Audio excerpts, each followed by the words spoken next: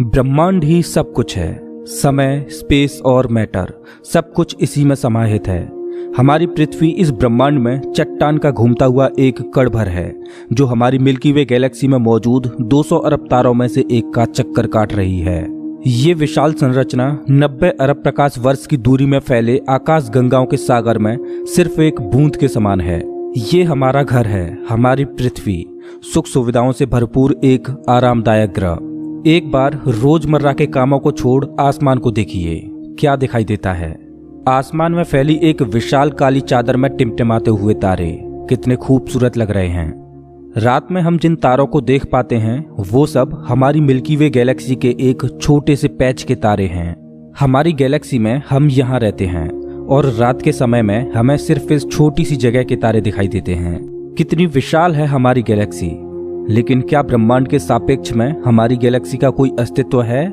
नमस्कार दोस्तों, मैं हूं श्याम तोमर। स्वागत करता हूं आपका इस एपिसोड में, जिसमें हम ब्रह्मांड के आखिरी छोर तक का सफर करेंगे। तो अपनी सीट बेल्ट बांध लीजिए, क्योंकि हमारा ये सफर बहुत ही रोमांचक और खतरों से भरा होने वाला है। तो चलिए पृथ्वी की सतह से उड़ान भरते हैं और ब्रह्मांड के आखिरी छोर की ओर चलते हैं। जैसे जैसे हम पृथ्वी की सतह से ऊपर उठते जा रहे हैं, वैसे वैसे हमें पृथ्वी की सतह ब्लू स्फीयर की तरह दिखने लगी है। यह है इंटरनेशनल स्पेस स्टेशन, इंसानों द्वारा स्पेस में बनाई गई सबसे बड़ी चीज। ये 27,580 किलोमीटर प्रति घंटे की रफ्तार से पृथ्वी के चक्कर काट रहा है, जो कि पृथ्वी की सतह से लगभग 400 किलोमीटर ऊपर है।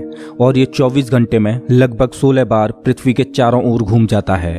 जैसे ही हम इंटरनेशनल स्पेस स्टेशन से और ऊपर जाते हैं, तो हमें इंसानों द्वारा बनाई गई कुछ और चीजें दिखाई देती हैं। सैटेलाइट्स। अंतरिक्ष में इंसानों द्वारा भेजी गई हजारों सैटेलाइट्स पृथ्वी का चक्कर काट रही हैं। सैटेलाइट्स का अंतरिक्ष में एक जाल सा बिछा हुआ है। चलिए और ऊपर चलते हैं। इतने ऊपर से पृथ्वी का नजारा तो देखिए, कितना खूबसूरत लग रहा है हमारा ये नीला ग्रह। हम पहुंच चुके हैं चांद के पास। हमसे पहले यहाँ पर 12 एस्ट्रोनॉट्स आ चुके हैं, जिनमें नील आर्मस्ट्रांग पहले व्यक्ति थे जो इसकी सतह पर उतरे थे, और उनके पैरों के निशान आज भी चांद की सतह पर देखे जा सकते हैं। चांद पर कोई वायुमंडल नहीं है, इस वजह से ये निशान सदियों तक ऐसे ही बने रहेंगे। हम अभी अपने घर से लगभग 4 लाख किलोमीटर दूर हैं और चंद्रमा से हमारा ग्रह कुछ इस तरह का दिखाई देता है। ऐसा लग रहा है जैसे अंतरिक्ष में एक ब्लू मार्बल रखी हो। चांद की सतह एक बैटल फील्ड की तरह लग रही है, जिसने पिछले अरबों सालों से कॉमेट्स और एस्ट्रॉइड्स की मार को झेला है। चांद का कोई वायुमंडल नहीं है जो कि कॉमेट्स या एस्ट्रॉइड्स को स्पेस में ही जला दे। सौभाग्य से हमारी पृथ्वी का वायुमंडल है जो हमें स्पेस से आने वाले खतरों से बचाता है। चलिए अंतरिक्ष में एक लंबी छलांग लगाते हैं। ये है हमारे सौर मंडल का सबसे चमकीला ग्रह वीनस। इसको पृथ्वी की छोटी बहन बोला जाता है, क्योंकि ये पृथ्वी की ही तरह रॉकी प्लैनेट है, जिसकी ग्रेविटी लगभग पृथ्वी के ही समान है। लेकिन ये ग्रह एक नर्क की तरह है, क्योंकि इस पर होती है भयंकर बारिश, पानी की नहीं बल्कि एसिड की। इसके एटमॉस्फेयर में जो बादल दिखाई दे रहे हैं वो सल्फ्यूरिक एसिड के हैं। हमारे सौरमंडल में सिर्फ वीनस ही एकमात्र ऐसा ग्रह है जिस पर सबसे ज्यादा ग्रीन हाउस इफेक्ट होता है। सूर्य की गर्मी इस पर आती तो है, लेकिन वापस नहीं जा पाती, जिस वजह से हीट इसके एटमॉस्फेयर के अंदर ट्रैप होकर रह जाती है। यही कारण है कि शुक्र ग्रह हमारे सौरमंडल का सबसे गर्म ग्रह है, जिसका तापमान 465 डिग्री सेल्सियस है। इसकी सतह पर काफी मात्रा में ज्वालामुखी मौजूद हैं, जो इस ग्रह को और ज्यादा खतरनाक बनाते हैं। इस एंग्री प्लैनेट पर कुछ भी सरवाइव नहीं कर सकता। चलिए अपनी जर्नी को और आगे बढ़ाते हैं। यह है सूर्य के सबसे पास मौजूद ग्रह मरकरी। इस ग्रह की धरती हमारे चंद्रमा जैसी नजर आती है, जिस पर बड़े बड़े गड्ढे मौजूद हैं। इस ग्रह के दिन और रात के टेम्परेचर में बहुत ज्यादा डिफरेंस है। रात के समय में इसका तापमान -170 डिग्री सेल्सियस पहुंच जाता है, तो दिन के समय में 400 डिग्री सेल्सियस को भी पार कर जाता है। चलिए आगे बढ़ते हैं। यह है हमारा भगवान। यही है जो अपनी ऊर्जा से पृथ्वी पर जीवन को चला रहा है। अगर ये ना होता तो हम ना होते। पृथ्वी से लगभग 150 मिलियन किलोमीटर दूर मौजूद ये तारा इतना बड़ा है कि इसमें लाखों पृथ्वियां समा जाएं। सूर्य इतना भारी है कि इसकी ग्रेविटी पूरे सोलर सिस्टम को कंट्रोल कर रही है। इससे निकलने वाली लपटें इतनी बड़ी होती हैं कि सूर्य की सतह से हजारों किलोमीटर ऊपर तक चली जाती हैं। चलिए अपनी यात्रा को आगे बढ़ाते हैं। यह है पृथ्वी का सबसे नजदीकी ग्रह मंगल। इसकी धरती लाल है, इस वजह से इसे लाल ग्रह भी बोला जाता है। वैज्ञानिक मंगल ग्रह के बारे में जानने के लिए बड़े ही उत्सुक हैं, क्योंकि वैज्ञानिक कहीं ना कहीं ये अनुमान लगाते हैं कि मंगल ग्रह हमारा पास्ट है। वैज्ञानिक मानते हैं कि अतीत में मंगल की धरती पर जीवन फला फूला होगा। मंगल की धरती पर भी सागर मौजूद थे, नदियां मौजूद थीं, इसका खुद का एक एटमॉस्फेयर था। लेकिन आज ये ग्रह वीरान और बंजर पड़ा है। आज वैज्ञानिक इस ग्रह पर सूक्ष्म रूप में ही सही बैक्टीरिया के रूप में जीवन खोजने में जुटे हैं और वैज्ञानिक इस ग्रह पर भविष्य में बस्तियां बसाने की सोच रहे हैं। अगर हम मंगल पर आए हैं तो हम इसे कैसे मिस कर सकते हैं। यह है ओलंपस मॉन्स, एक प्राचीन ज्वालामुखी। मंगल की धरती पर ज्वालामुखी से बना ये पहाड़ पृथ्वी की सबसे ऊंची चोटी माउंट एवरेस्ट से भी लगभग 3 गुना ऊंचा है और ये हमारे सोलर सिस्टम की सबसे ऊंची चोटी है। अगर मंगल की धरती से हम अपने ग्रह पृथ्वी को देखें तो ये कुछ इस तरह की दिखाई देती है। अब आगे की यात्रा थोड़ी सी डरावनी होने वाली है, क्योंकि अब हम एस्ट्रॉयड बेल्ट में प्रवेश कर रहे हैं, जो कि मंगल और बृहस्पति ग्रह के बीच मौजूद है। इसमें मौजूद हैं बड़ी बड़ी और विशालकाय चट्टानें, जो कि सूर्य के चारों ओर घूम रही हैं। इस एस्ट्रॉयड बेल्ट में इतनी बड़ी बड़ी चट्टानें मौजूद हैं कि अगर ये सब आपस में मर्ज हो जाएं, तो इनसे एक बड़े ग्रह का निर्माण हो सकता है। इस बेल्ट में इतने बड़े बड़े एस्ट्रॉयड्स मौजूद हैं कि इन पर एक बड़ा शहर बसाया जा सके। जैसा कि हम जानते हैं कि 4.5 बिलियन साल पहले हमारे सौर मंडल में ग्रह बने, लेकिन एस्ट्रॉयड बेल्ट में मौजूद ये मलबा जैसा का तैसा रह गया। एस्ट्रॉयड बेल्ट में मौजूद मलबा एक प्लैनेट बन सकता था, लेकिन एक बड़ी शक्ति ने इस मलबे को प्लैनेट नहीं बनने दिया, और वो शक्ति थी जुपिटर। जुपिटर की हाई ग्रेविटी ने एस्ट्रॉयड बेल्ट के एस्ट्रॉयड्स को प्लैनेट नहीं बनने दिया। जुपिटर हमारे सोलर सिस्टम का सबसे बड़ा प्लैनेट है और इसके ढेर सारे चंद्रमा हैं। ये इतना बड़ा है कि हमारे सोलर सिस्टम के अन्य सभी प्लैनेट्स को मिलाकर भी इतना बड़ा ग्रह नहीं बनाया जा सकता। ये है जुपिटर का ग्रेट रेड स्पॉट। ये लाल धब्बा जुपिटर की सतह पर सदियों से चला आ रहा है। ये एक विशाल तूफान है। ये रेड स्पॉट इतना बड़ा है कि इसमें 3 पृथ्वियां आ जाएं। जुपिटर एक गैसीय प्लैनेट है, इस वजह से इसकी सतह पृथ्वी की तरह ठोस नहीं है। अगर आप जुपिटर की सतह पर उतरे तो आप इसकी सतह पर खड़े नहीं हो सकते, बल्कि सीधे इसके अंदर चले जाओगे। जुपिटर जितना वायलेंट और विनाशकारी है, वहीं इसके चंद्रमा जीवन के पनपने के लिए आइडियल साबित होते हैं। जुपिटर के दर्जनों चंद्रमाओं में से एक है यूरोपा, जो कि पूरी तरह बर्फ की मोटी चादर से ढका हुआ है। वैज्ञानिक मानते हैं कि यूरोपा की सतह पर जमी हुई बर्फ के नीचे पानी तरल रूप में मौजूद है। इस पर पानी का तरल रूप में होना जीवन के होने की संभावनाओं को बढ़ा देता है। हमारे सोलर सिस्टम में बृहस्पति ग्रह के चंद्रमा यूरोपा पर वैज्ञानिक जीवन होने की प्रबल संभावनाएं जताते हैं। हमारा अगला पड़ाव है हमारे सौर मंडल का सबसे खूबसूरत प्लैनेट सैटर्न। शनि ग्रह के छल्ले इसकी सुंदरता में 4 चांद लगाते हैं, जो कि इसकी सतह से लाखों किलोमीटर ऊपर तक फैले हैं। शनि ग्रह को अपने सोलर सिस्टम का ताज माना जाता है। ये है शनि ग्रह का एक चंद्रमा टाइटन। इसका खुद का एक एटमॉस्फेयर है, इस पर हवा है, बारिश होती है, यहाँ तक कि इस पर ऋतुएं भी बदलती हैं। इस पर नदियां और सागर मौजूद हैं। ये चंद्रमा देखने में लगभग पृथ्वी की ही तरह है, लेकिन इस पर जो नदियां और सागर हैं वो पानी के नहीं बल्कि लिक्विड नेचुरल गैस के हैं।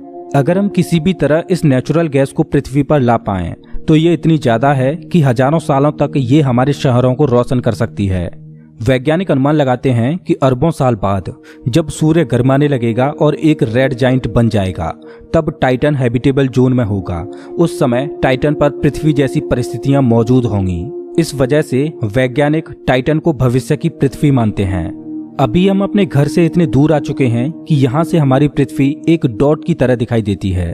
अब जैसे जैसे हम अंतरिक्ष की गहराई में और आगे बढ़ते जाएंगे, वैसे वैसे पृथ्वी हमारी आंखों से ओझल होती जाएगी।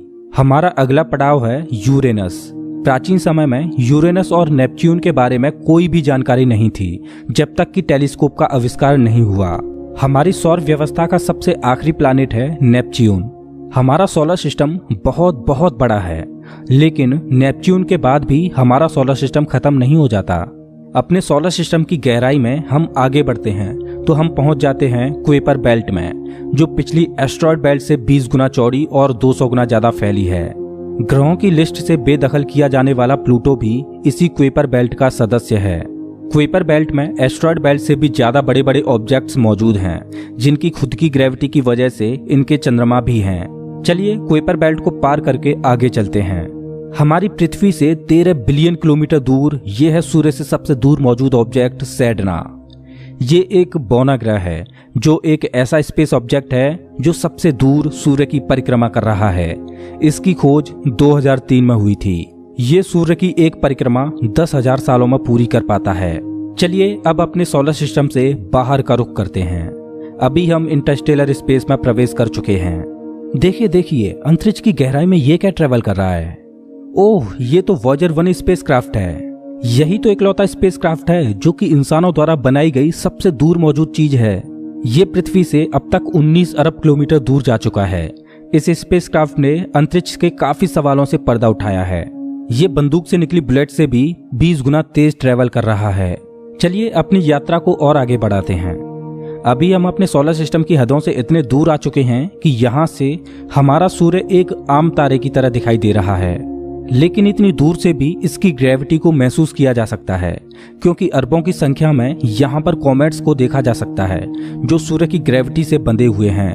इन कॉमेट्स में इतना ज्यादा पानी है कि अगर ये सब इकट्ठे हो जाएं, तो ये पृथ्वी से भी ज्यादा बड़े और गहरे सागरों को भर दें। वैज्ञानिक मानते हैं कि पृथ्वी पर ज्यादातर पानी कॉमेट्स के द्वारा ही आया है। पेंसपर्मिया थ्योरी के अनुसार पृथ्वी पर जीवन कॉमेट्स के द्वारा ही धरती पर आया। अंतरिक्ष में तैर रही इन छोटी छोटी बर्फीली चट्टानों में जीवन सूक्ष्म रूप में बैक्टीरिया की फॉर्म में मौजूद हो सकता है। कॉमेट्स का एक विशाल बादल हमारे सौर मंडल को घेरे हुए है, जिसे ऑर्ट क्लाउड बोला जाता है। ऐसा माना जाता है कि ये ऑर्ट क्लाउड हमारे सौर मंडल की ग्रेविटी की आखिरी सीमाओं पर है। इसके बाद सूरज की ग्रेविटी कमजोर पड़ने लगती है, जिस वजह से इसके बाद सूरज का खिंचाव बहुत कम रह जाता है। अब यहाँ से आगे की यात्रा एक अननोन और रहस्यमयी स्पेस में होगी, जहाँ घुप अंधेरा है। यहाँ इतना अंधेरा है कि हम अपनी आंखों से भी कुछ भी नहीं देख पाएंगे। यहाँ देखने के लिए हमें इंफ्रारेड विजन की जरूरत पड़ेगी। हम अपनी पृथ्वी से बहुत बहुत बहुत दूर आ चुके हैं, लेकिन ब्रह्मांड के सापेक्ष में ये हमारा एक मामूली सा स्टेप है। यहाँ से हमें चारों ओर अरबों तारे दिखाई दे रहे हैं, लेकिन अभी हम सबसे नजदीकी तारामंडल की ओर बढ़ रहे हैं। ये है हमारा पड़ोसी सोलर सिस्टम। ये हमसे इतना दूर है कि हमारे सूर्य के प्रकाश को इस तारामंडल तक पहुंचने में 4.3 सालों का वक्त लगता है। इस तारामंडल का नाम है अल्फा सेंटोरी। इस तारामंडल में 3 तारों का समूह है, जिनमें अल्फा सेंटोरी ए और अल्फा सेंटोरी बी तारे आपस में बाइनरी स्टार सिस्टम के तहत जुड़े हुए हैं। इस तारामंडल में प्रॉक्सिमा सेंटोरी बी नामक ग्रह मौजूद है, जो पृथ्वी की ही तरह हैबिटेबल जोन में है और इस ग्रह पर एलियन लाइफ मौजूद हो सकती है। चलिए अपनी यात्रा को आगे बढ़ाते हैं। पृथ्वी से हम 10 प्रकाश वर्ष दूर आ चुके हैं और हमारे सामने ये एक बेबी स्टार है, जिसने अभी अपना जीवन शुरू ही किया है और इस तारामंडल में अभी ग्रहों का जन्म होना बाकी है। हो सकता है कि इस तारामंडल में किसी ऐसे ग्रह का जन्म हो जाए जो हमारी पृथ्वी की ही तरह जीवन को धारण करने योग्य हो, लेकिन अभी इसमें अरबों सालों का वक्त लगेगा। अपनी यात्रा को आगे बढ़ाते हैं। अभी हम पृथ्वी से 20 प्रकाश वर्ष दूर आ चुके हैं और अभी हम ऐसे तारामंडल से होकर गुजर रहे हैं जिसका जन्म हमारे सोलर सिस्टम के साथ ही हुआ था। इस तारे का नाम है ग्लीस 581 और इसकी सबसे बड़ी खास बात यह है कि इस तारे का चक्कर लगा रहा है एक ऐसा ग्रह जो हमारी पृथ्वी से बिल्कुल मेल खाता है और इस ग्रह पर एलियन सिविलाइजेशन होने की प्रबल संभावना है। वैसे तो हमारी मिल्की वे गैलेक्सी में अरबों तारे हैं, जिनकी यात्रा करना तो दूर, उनको पूरे जीवन काल में गिनना भी संभव नहीं है। तो चलिए अपनी यात्रा को आगे बढ़ाते हुए मिल्की वे गैलेक्सी से बाहर निकलते हैं। ये है हमारी मिल्की वे गैलेक्सी, जो अरबों तारों का घर है, जिनमें से हमारा सूर्य भी एक है। ये गैलेक्सी इतनी विशाल है कि अगर इसके एक छोर से प्रकाश ट्रेवल करे तो लाइट को भी इसके एक छोर से दूसरे छोर तक पहुंचने में 1,05,700 सालों का समय लगेगा। लेकिन ब्रह्मांड में मौजूद बड़ी बड़ी विशालकाय गैलेक्सियों के सामने हमारी गैलेक्सी कुछ भी नहीं। यूनिवर्स में मिल्की वे से भी कई गुना बड़ी गैलेक्सियां मौजूद हैं। तो चलिए अपने सोलर सिस्टम और अपनी गैलेक्सी को पीछे छोड़ते हुए इंटर गैलेक्टिक स्पेस में प्रवेश करते हैं। इंटर गैलेक्टिक स्पेस में प्रवेश करके हमें दूर दूर तक अरबों गैलेक्सियां दिखाई दे रही हैं, लेकिन ये सभी गैलेक्सियां झुंड में हैं और ये है हमारी गैलेक्सियों का झुंड, जिसमें हमारी गैलेक्सी मिल्की वे और अन्य पड़ोसी गैलेक्सियां मौजूद हैं। गैलेक्सियों के इस छोटे से झुंड को लोकल ग्रुप बोला जाता है। गैलेक्सियों का ये लोकल ग्रुप 10 मिलियन प्रकाश वर्ष में फैला हुआ है। जैसे जैसे हम अपनी यात्रा को आगे बढ़ाते जा रहे हैं वैसे वैसे हमें अन्य गैलेक्सियों के झुंड दिखाई देते जा रहे हैं और उनमें भी हमारे लोकल ग्रुप की तरह गैलेक्सियां मौजूद हैं। गैलेक्सियों के कई लोकल ग्रुप्स को मिलाकर एक सुपर क्लस्टर बनता है। अभी हमारे सामने जो मौजूद है वो है वर्गो सुपर क्लस्टर। इसी वर्गो सुपर क्लस्टर में हमारी गैलेक्सियों का लोकल ग्रुप भी शामिल है और हमारी गैलेक्सियों का लोकल ग्रुप इस छोटे से पैच में है। अभी हम अपने घर से इतने दूर आ चुके हैं कि यहाँ से हम अपने सूर्य को तो छोड़ो, यहाँ तक कि अपनी गैलेक्सी को भी छोड़ो, हमारी गैलेक्सियों का लोकल ग्रुप ही एक छोटे से पैच के समान दिखाई दे रहा है। कितना विशाल है ना वर्गो सुपर क्लस्टर। इस वर्गो सुपर क्लस्टर में 100 से ज्यादा गैलेक्सियों के लोकल ग्रुप शामिल हैं और ये 110 मिलियन प्रकाश वर्ष में फैला हुआ है। चलिए अपनी यात्रा को और आगे बढ़ाते हैं। अरे ये क्या, जैसे जैसे हम आगे बढ़ते जा रहे हैं वैसे वैसे हमें वर्गो सुपर क्लस्टर जैसे अनगिनत सुपर क्लस्टर्स दिखाई दे रहे हैं। इस सुपर क्लस्टर्स के समूह को नाम दिया गया है लेनिया सुपर क्लस्टर और हमारा वर्गो सुपर क्लस्टर यहाँ पर है एक छोटे से पैच के समान, जिसमें हमारी गैलेक्सियों का लोकल ग्रुप एक डॉट की तरह भी दिखाई नहीं दे रहा। ये लेनिया सुपर क्लस्टर 520 मिलियन प्रकाश वर्ष में फैला हुआ है, जिसमें लाखों वर्गो सुपर क्लस्टर्स जैसे सुपर क्लस्टर्स मौजूद हैं। चलिए अपनी यात्रा को और आगे बढ़ाते हैं। जैसे जैसे हम आगे बढ़ते जा रहे हैं वैसे वैसे लेनिया सुपर क्लस्टर भी छोटा होता जा रहा है और इतनी दूर से देखने पर लेनिया सुपर क्लस्टर भी एक छोटे से पैच की तरह दिखाई दे रहा है। ओह माय गॉड, मेरा तो दिमाग ही घूम गया। खैर अपनी यात्रा को और आगे बढ़ाते हैं। यह है हमारा ऑब्जर्वेबल यूनिवर्स, जिसमें हमारा लेनिया सुपर क्लस्टर एक छोटे से डॉट की तरह मौजूद है। लेकिन क्या यही हमारी यात्रा खत्म हो जाती है? क्या इतना ही बड़ा है ब्रह्मांड? वेल, जैसा कि मैंने अभी बोला, ये है ऑब्जर्वेबल यूनिवर्स यानी ज्ञात ब्रह्मांड। ब्रह्मांड के बारे में हम जो भी जानते हैं वो केवल यहीं तक जानते हैं। हो सकता है कि ब्रह्मांड का विस्तार आगे भी हो जो अनंत तक चलता जा रहा हो, लेकिन वहां से हम तक कोई प्रकाश ही नहीं पहुंच पा रहा हो जिससे हमें ऑब्जर्वेबल यूनिवर्स के बाहर का भी पता चल सके। वैज्ञानिक ये भी अनुमान लगाते हैं कि हो सकता है कि हमारे यूनिवर्स जैसे असंख्य यूनिवर्स और मौजूद हो सकते हैं जिनमें हमारा ये ब्रह्मांड एक विशाल सागर में एक छोटी सी बूंद के समान हो। खैर, मल्टीवर्स यानी एक से ज्यादा ब्रह्मांडों का अस्तित्व है कि नहीं ये कोई नहीं जानता और ना ही हमारे पास मल्टीवर्स यानी महाब्रह्मांड के कोई सबूत हैं। लेकिन ये तो तय है कि ऑब्जर्वेबल यूनिवर्स ही ब्रह्मांड का अंत नहीं हो सकता। इसके बाहर भी कुछ न कुछ मौजूद है जिसका हमें कोई भी ज्ञान नहीं। लेकिन वो क्या हो सकता है?